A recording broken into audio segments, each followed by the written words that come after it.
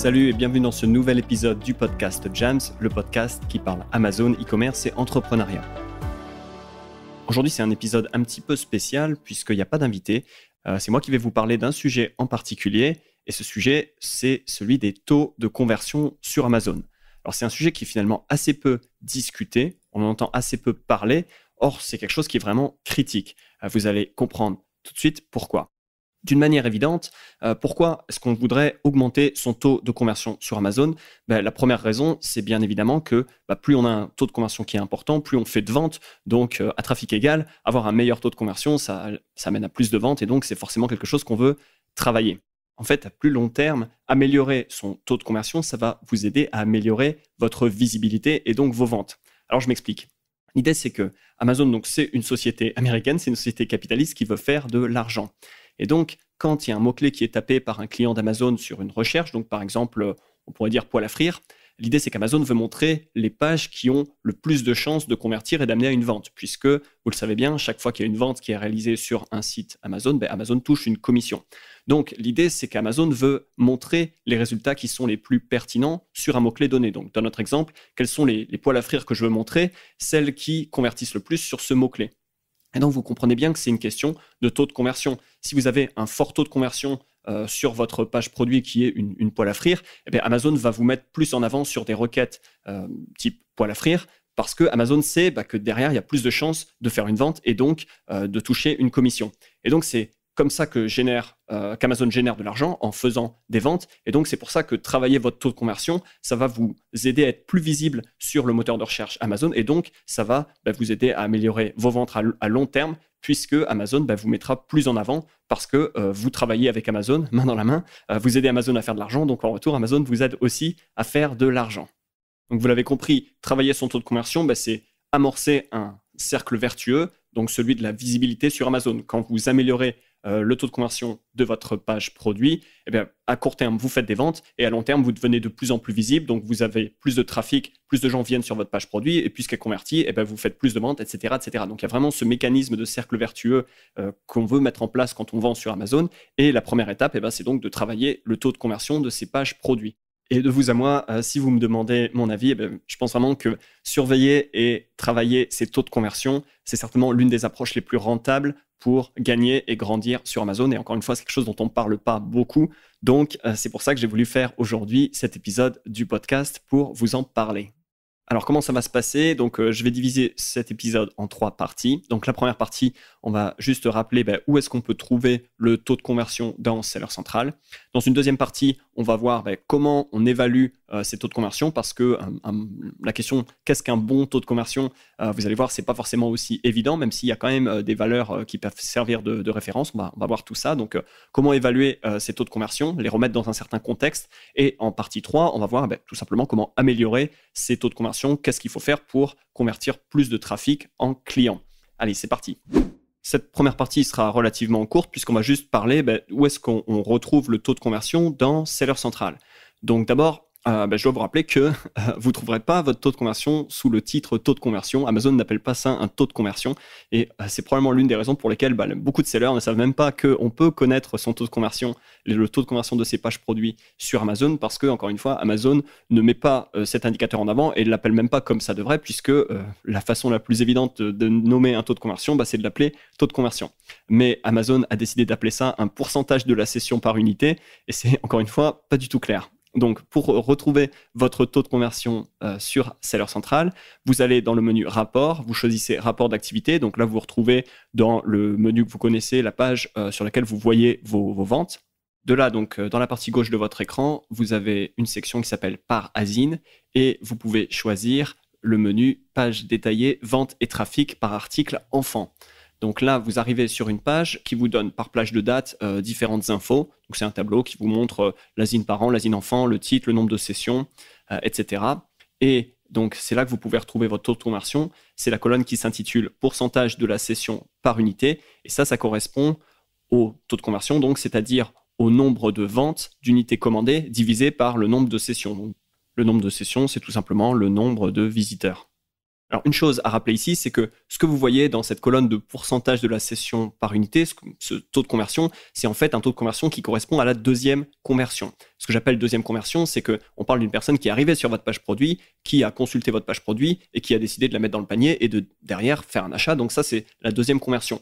Mais ça sous-entend qu'il y a eu derrière une première conversion qui est donc que cette personne est arrivée sur votre page produit. Et donc, si vous réfléchissez en termes de funnel, le tunnel de vente sur Amazon, typiquement, une personne va taper un mot-clé, va avoir une liste de résultats, et donc il va falloir faire 2 conversions derrière pour arriver à une vente. Donc cette première conversion, la personne clique sur votre listing parce que le listing lui plaît, et derrière, la personne consulte la fiche produit et met dans le panier et procède à l'achat. Donc cette deuxième conversion qui amène à la vente. Et donc la première conversion doit avoir eu lieu pour que la deuxième conversion ait lieu. Donc, on va aujourd'hui et dans la suite ne parler que de la deuxième conversion, donc conversion sur une page produit, mais on sous-entend donc que la première conversion a eu lieu.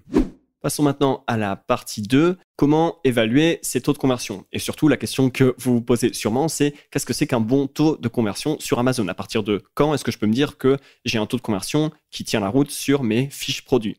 Alors peut-être que la réponse à cette question va pas vous plaire, mais bon, moi je peux que vous dire la vérité, c'est qu'un bon taux de conversion, c'est forcément relatif. En fait, ça, un bon taux de conversion, suivant la catégorie dans laquelle votre produit se trouve, typiquement, ça va changer. C'est-à-dire que au niveau du taux de conversion, il y a des facteurs qui dépendent de vous, typiquement la qualité de votre fiche produit, on va parler de tout ça dans la suite, mais il y a aussi des facteurs qui ne dépendent pas de vous. Donc typiquement, le niveau de compétition dans la catégorie, le prix des concurrents, la saisonnalité, etc. Tout ça, ce sont des facteurs qui vont jouer sur votre taux de conversion, c'est-à-dire si vous vendez à 100 votre produit et que toute la compétition vend à 50 ou à 150, forcément votre taux de conversion ne va pas être le même puisque les clients d'Amazon regardent toute une série de fiches produits avant de prendre une décision. Amazon met en compétition beaucoup de fiches produits, donc l'environnement compétitif va forcément jouer sur le nombre de personnes qui décident finalement de choisir votre produit et donc votre taux de conversion. Donc on pourrait dire qu'il y a des facteurs, des choses qui dépendent de vous et des facteurs externes, des choses qui ne dépendent pas de vous. Mais quand même, pour donner un chiffre, parce que ça permet quand même d'avoir une certaine idée, une certaine référence, moi je dirais qu'un bon taux de conversion sur Amazon, ça doit tourner autour de 15%. Donc bien sûr, c'est un chiffre qui est à prendre avec des pincettes. Je vais vous montrer 2 exemples pour illustrer un peu tout ça. Donc imaginons que vous allez dans Seller Central, vous allez regarder sur une plage de date les 3 dernières semaines votre asine favori et vous vous rendez compte que vous avez un taux de conversion qui est à 50%. C'est vraiment top, vous vous dites je convertis une personne sur 2, je suis vraiment très très fort. Mais dans ces cas-là, il faudrait bien faire attention à regarder le nombre de sessions. Parce que si vous avez eu 10 personnes qui sont venues sur votre fiche produit et vous avez derrière un taux de conversion de 50%, vous avez fait 5 ventes, c'est bien, mais clairement dans ces cas-là, vous avez un problème de visibilité. Vous n'attirez pas suffisamment de trafic, vous avez un problème sur la première conversion. Donc c'est encore une fois, le sujet n'est pas celui de la première conversion, mais typiquement, le taux de conversion seul ne peut pas vous renseigner sur toute la situation et ce qu'il y a à faire par rapport à cette asine, puisque, encore une fois, le taux de conversion peut être trompeur. Dans cet exemple, il peut être très haut et finalement cacher une réalité qui est que vous devriez en fait travailler sur votre première conversion et chercher à avoir plus de trafic qui viendrait sur cette fiche produit pour vraiment avoir un taux de conversion, une mesure du taux de conversion qui est correcte et précise. Deuxième exemple qui serait dû à l'effet inverse. Imaginons que vous regardez votre taux de conversion et que Amazon vous dit que vous avez converti 3% du trafic. Peut-être que vous vous dites que c'est catastrophique, mais si vous avez eu un très très grand nombre de sessions et des conversions derrière, disons 3000 sessions et 90 conversions dans l'exemple de 3%, au final, si ça vous va bien de faire 90 ventes sur la période donnée, peut-être que c'est suffisant. Et considérant la catégorie dans laquelle vous êtes, etc., en fait, 3%, c'est un bon taux de conversion. Vous attirez beaucoup de trafic, vous en convertissez une partie et en fait, votre chiffre d'affaires, votre marge est bonne. Et donc, finalement, le taux de conversion, encore une fois, en lui-même, seul ne suffit pas à juger de l'entièreté de la situation. Donc, il faut toujours bien s'assurer, quand on regarde des taux de conversion, qui sont calculés sur un nombre de sessions qui est suffisant, typiquement 100 ou 200 personnes, donc 100 ou 200 sessions mini pour avoir de la data qui est relativement fiable. Avec l'idée que si vous avez eu 10 personnes qui sont venues sur votre fiche produit, que vous avez eu une vente, vous avez un taux de conversion de 10%, mais peut-être que ça s'est joué à rien, qu'il y ait une deuxième personne qui fasse un achat, et donc que vous soyez à 20%, ou ça s'est joué à pas grand-chose, que cette première personne n'achète pas, et que finalement vous vous retrouvez avec un taux de conversion à 0, et donc on est vraiment pas dans de la statistique, on est dans de l'anecdotique. Et bien sûr, quand vous voulez regarder un taux de conversion, vous êtes dans une approche statistique. Donc, il faut avoir un nombre suffisant de sessions, encore une fois, 100 à 200 sessions minimum pour pouvoir vraiment juger de la qualité de votre taux de conversion. Et donc, si vous avez des petits listings, si vous n'avez pas beaucoup de visibilité encore, la solution, c'est tout simplement de d'étendre la plage de temps et donc de regarder des plages de temps plus longues et donc de regarder le comportement de plus de visiteurs pour vraiment, encore une fois, avoir de la data qui est actionnable, c'est-à-dire qui représente quelque chose et pas juste du bruit ou des ventes sporadiques qui sont arrivées ici et là un petit peu par hasard. À ce propos, si vous regardez vos conversions d'une semaine à l'autre, il faut faire attention à une chose, c'est que au cours du mois, il y a des semaines qui sont toujours meilleures d'un point de vue des ventes que d'autres. Typiquement, la troisième semaine, la quatrième semaine du mois, c'est toujours des semaines qui sont un peu plus lentes en termes de ventes. La raison étant que les gens attendent leur paye pour avoir de l'argent et faire des achats. Et donc, en semaine 3, c'est typiquement la semaine dans laquelle la précédente paye commence à être loin et la nouvelle paie est pas près d'arriver et donc les gens ont un petit peu moins d'argent. Donc si vous regardez les taux de conversion semaine après semaine, il faut vous attendre à des variations qui peuvent être parfois importantes et encore une fois on est sur un facteur qui est externe puisque ça dépend pas de la qualité de votre fiche produit, ça dépend pas de vous. Donc dans ces cas-là, faire en fait un suivi mensuel également du taux de conversion, ça va vous permettre de lisser ce genre de variations hebdomadaires. D'une manière générale, si vous avez un taux de conversion qui est relativement établi pour une fiche produit, ce que vous voulez regarder en mettant en place un suivi, c'est chercher à détecter des variations importantes de votre taux de conversion. Alors bien sûr, vous voulez créer des variations vers le haut, c'est-à-dire augmenter votre taux de conversion parce que ça va dans le bon sens, mais vous voulez aussi surveiller des chutes qui seraient arrivées au niveau du taux de conversion et de là comprendre ce qui s'est passé et bien sûr agir pour rétablir la situation. Une dernière chose avant de passer à la partie suivante, si maintenant on part du principe qu'on a bien optimisé tous les facteurs internes, donc les choses sur lesquelles on a le contrôle, typiquement on a bien optimisé sa fiche produit, à quoi est-ce qu'on peut s'attendre en termes de performance ? Alors sur des produits compétitifs, si on reprend l'exemple de tout à l'heure avec la poêle à frire, on va imaginer que vous vendez cette poêle à frire et que vous avez donc des concurrents directs qui ont plus ou moins une poêle à frire équivalente, mais néanmoins que votre poêle à frire est spéciale, qu'il y a des fonctions supplémentaires et donc que vous êtes capable de la mettre en avant et de créer un copywriting relativement élaboré.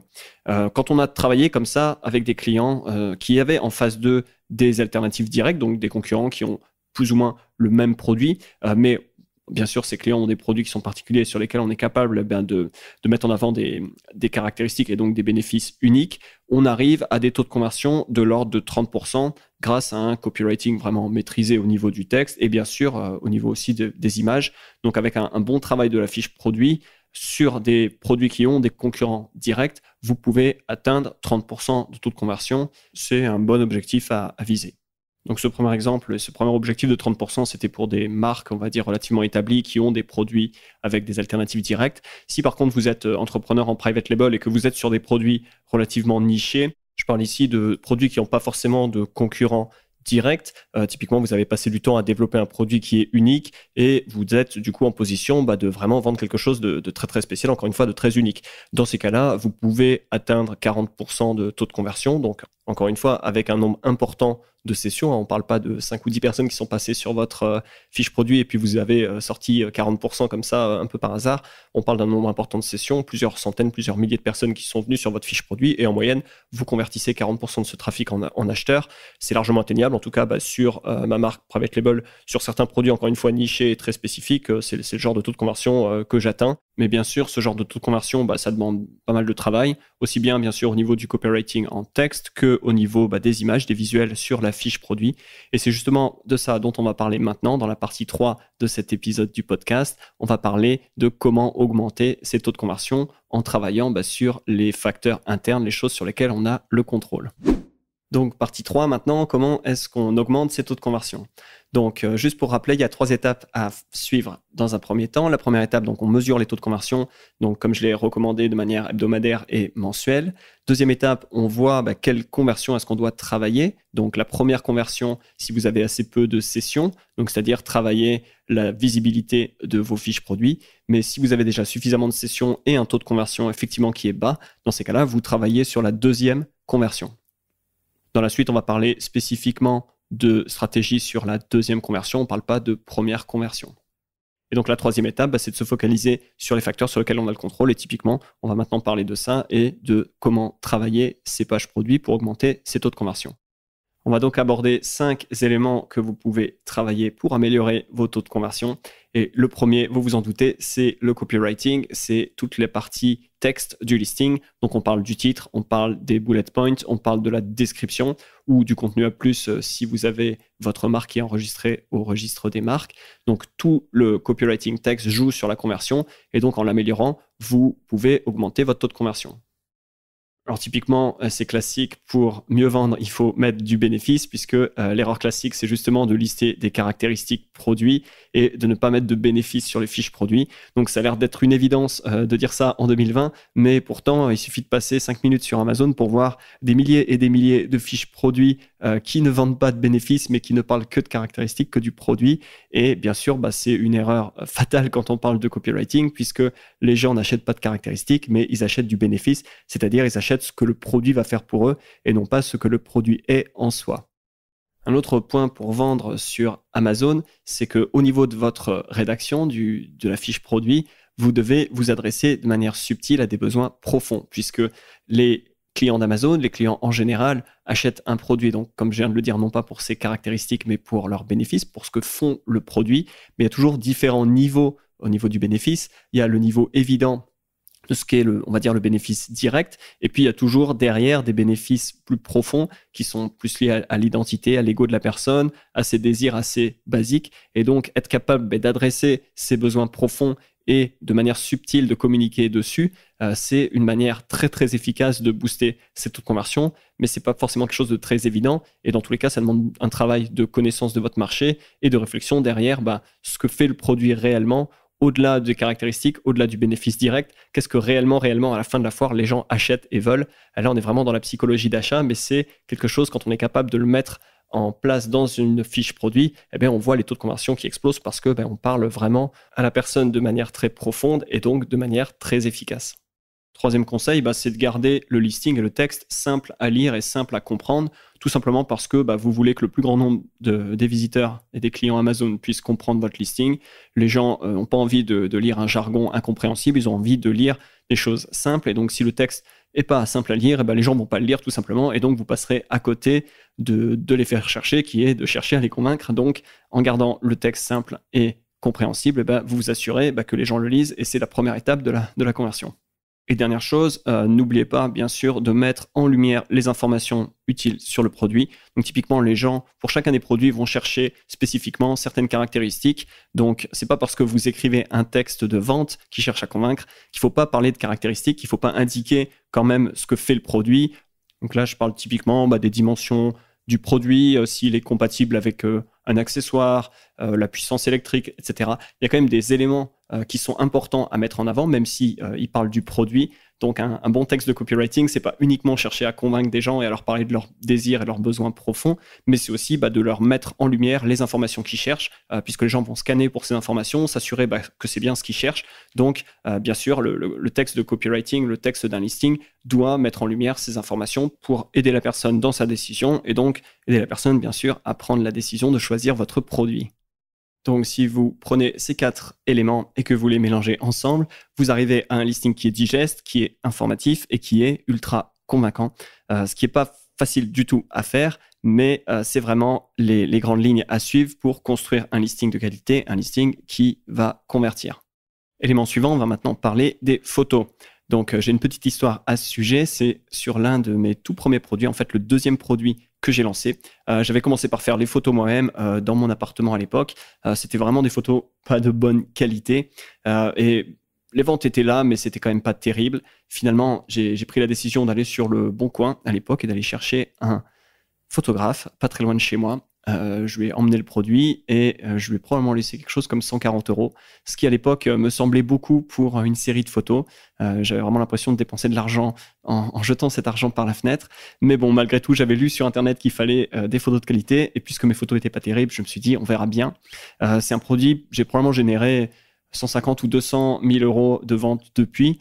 Et il y a une grande partie de ça qui vient des photos de qualité, puisque le produit a des concurrents directs, des alternatives directes, mais avec des très très bonnes photos, les gens choisissent mon produit plutôt qu'un produit concurrent. L'idée à retenir ici, c'est que ce que les gens voient sur la fiche produit, ce que les gens voient sur leur écran, c'est la seule image qu'ils ont du produit, puisqu'ils n'ont pas la possibilité de toucher le produit, puisqu'ils ne sont pas dans un magasin, ils sont sur Amazon. Et donc, les photos, elles font passer beaucoup de choses, beaucoup de messages, et elles donnent cette impression, elles forment cette impression dans l'esprit des gens. Et donc, vous ne voulez pas laisser cette impression au hasard, vous voulez la maîtriser. Et donc, la première étape, c'est d'avoir des photos de qualité, puisque de belles photos et des photos de qualité, ça renvoie immédiatement l'image que le produit derrière est un produit de bonne qualité, tout simplement. Et donc, c'est bien sûr le genre de message que vous voulez faire passer sur votre fiche produit. Troisième élément, troisième chose à faire et qui est importante, c'est de travailler avec un graphiste talentueux. Parce que typiquement, vos photos, ce sont des ingrédients, mais pour que la recette fonctionne bien, il faut qu'il y ait ce traitement graphique et donc derrière qu'il y ait un graphiste qui travaille tout ça. Typiquement, qui vous aide à mettre en image le copywriting que vous avez créé au niveau du texte, qui vous aide à faire passer le message que vous voulez faire passer au travers des photos. Donc vraiment, le passage de photo à visuel Amazon, c'est super important. Et donc, ça passe forcément par travailler avec un graphiste qui sait ce qu'il fait. À ce propos, juste une remarque, il faut faire attention au texte que vous mettez sur vos photos. Donc, typiquement, si le texte est trop petit, il sera peu lisible, et notamment sur mobile. Il y a quand même une part très importante de gens qui font leurs achats Amazon depuis un mobile. Donc, si le texte est trop petit, il est illisible, et le message de vente que vous voulez faire passer ne passera pas. Quatrième élément, c'est le prix, puisque le prix fait partie intégrante du process de conversion, et aussi bien d'ailleurs de la première conversion que la deuxième conversion, puisque quand il y a un client qui a rentré sa requête dans la barre de recherche Amazon et qui voit des résultats sur sa page de résultats, il va voir différentes choses. Il va voir l'image principale, il va voir le titre, il va voir le nombre d'avis, mais il va voir aussi le prix. Et si déjà le prix ne lui semble pas bon, il va pas cliquer sur le lien, il va pas aller voir votre fiche produit. Donc, au niveau déjà de la première conversion, votre prix doit être le bon. Et bien sûr, le prix joue sur la deuxième conversion, puisque une fois que le client est sur sa fiche produit, la question qui se pose, c'est est-ce que ce que je m'apprête à donner en termes d'argent, ça vaut ce que je vais recevoir en échange, le produit que je suis en train de consulter. Donc, il y a cette question qui se pose dans la tête de votre acheteur. Et bien sûr, vous devez le convaincre que son argent a moins de valeur que le produit que vous proposez. Donc à ce sujet, évidemment, le copywriting est là pour construire la valeur et donc vous permettra de vendre un produit qui est plus cher. D'ailleurs, à ce niveau-là, au niveau du prix, on peut se dire plus je baisse mon prix, plus je vais avoir des taux de conversion élevés. Ça peut être vrai, mais jusqu'à un certain niveau, puisqu'au bout d'un moment, dans la psychologie d'un prix, il y a l'idée que si c'est pas cher, c'est pas de la bonne qualité, et donc la valeur perçue diminue si le prix est trop bas. Donc moi, mon approche, c'est généralement plutôt d'utiliser le copywriting pour booster la valeur perçue et vendre à un bon prix des produits de bonne qualité. C'est quand même beaucoup plus agréable et également beaucoup plus profitable. Donc montez vos prix pour peu que la qualité soit là, c'est vraiment une bonne idée. Alors il y a toujours une limite, bien sûr, vous ne pouvez pas monter indéfiniment votre prix. Au bout d'un moment, un prix qui va être trop haut va impacter votre taux de conversion. Donc vous allez voir que le taux de conversion diminue parce que y a moins de gens qui au final peuvent s'offrir votre produit. Mais bien sûr, un prix haut, ça va vous aider d'un point de vue du bénéfice de la marge, donc de l'argent qui vous reste dans la poche. Et puis, comme à la fin de la foire, c'est quand même ce qui compte, ça peut être intéressant de vendre plus cher, quitte à entre guillemets, endommager un petit peu son taux de conversion, mais avoir une marge plus confortable derrière, puisque c'est quand même quelque chose de très important, sachant que cette marge qui est plus confortable, elle vous permet soit de grandir, d'aller acheter plus de produits, d'aller vous développer votre gamme, etc., développer votre entreprise, ou avoir typiquement beaucoup plus de budget à dépenser en marketing, en pub Amazon, etc., donc pour, encore une fois, accélérer les ventes. Donc, d'une manière générale, avoir un prix haut et un positionnement premium, ça peut être vraiment une stratégie gagnante. Cinquième et dernier élément qui joue sur votre taux de conversion, c'est tout ce qui touche aux avis produits. Donc que ce soit en moyenne ou en contenu, donc ce que disent les avis. Mais tout ce genre de débat et de sujets, je le réserve aux gens avec qui je travaille. Donc je ne pourrais pas en parler beaucoup plus ici sur le podcast.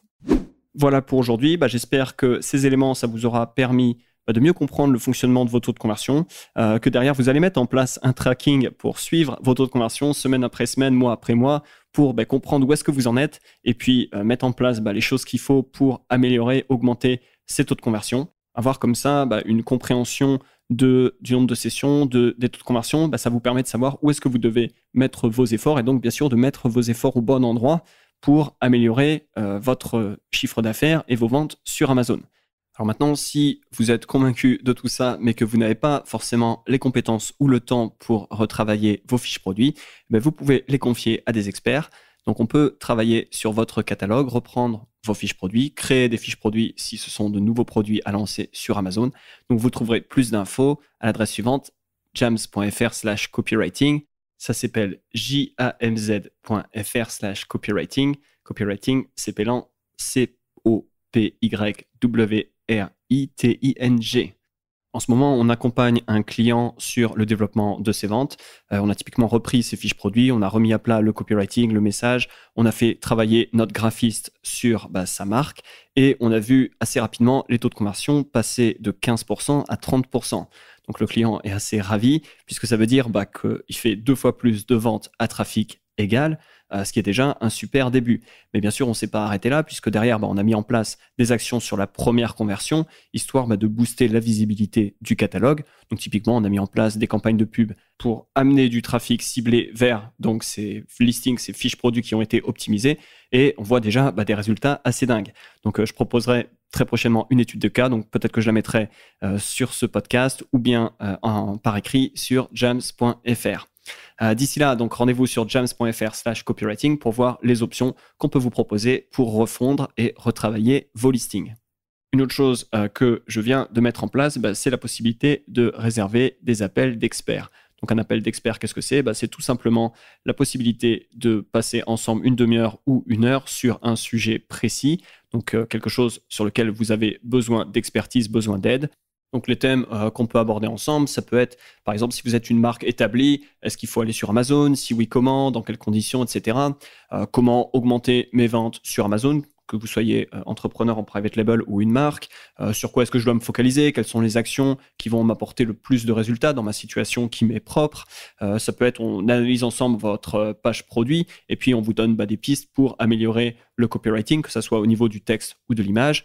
Ça peut être également, on parle du choix d'un produit en private label. Est-ce que vous êtes en train de lancer le bon produit, etc. Qu'est-ce que vous devriez faire pour avoir du succès au niveau de votre lancement, etc., etc. Donc, on peut parler de beaucoup de choses différentes. L'idée, c'est que le propre de ces sessions, c'est de s'adapter à votre situation et de vous conseiller de manière personnalisée. Et donc, pour avoir plus d'infos sur ces appels d'expertise, je vous donne rendez-vous à l'adresse suivante, jamz.fr/expert. Donc, ça s'appelle jamz.fr/expert. Sur ce, c'est tout pour aujourd'hui. J'espère que cet épisode vous aura été instructif et je vous dis à très vite pour un futur épisode. Ciao!